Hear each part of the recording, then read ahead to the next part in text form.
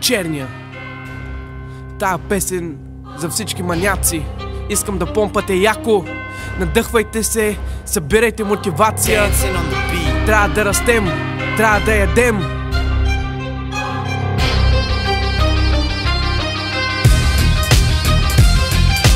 Давай, блъскай, тренировката е всичко. Печелиш сила и не губиш нищо. Калявате като човек, превръщате в машина. А моята цел е да ви надъхам с всяка рима. Спортна мотивация за помпане на мускули. Ела да ги пипнеш споко, не са изкуствени. Вените изпъкват, топят се мъзнените. Силата на мъжът се крие в слабините.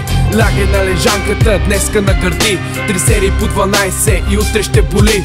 Усещаш напрежение и яко напомпане. Всичко е добре, нямаме нужда от зобове. Блъскаме яко с пот по челата. Радват се както момичета, така и децата. Избери да тренираш и силен да растеш, или на компа да се тъпчеш и седнал да умреш.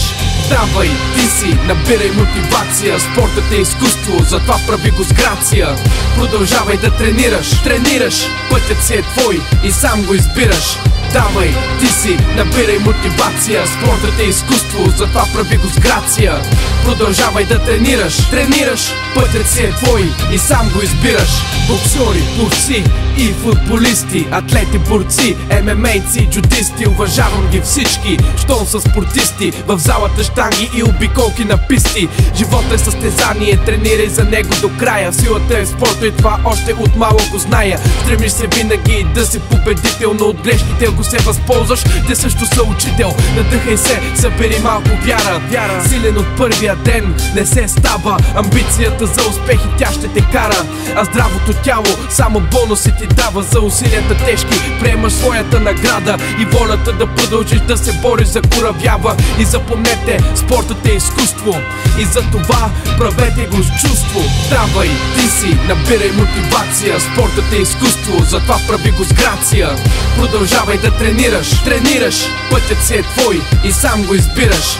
Давай, ти си, набирай мотивация. Спортът е изкуство, затова прави го с грация.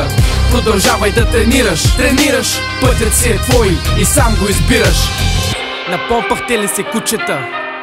Вените искам да са изпъкнали, мускулите напомпани. Вие сте машини, давайте! Не се отказвайте, силен от първия ден не се става. Запомнете го това.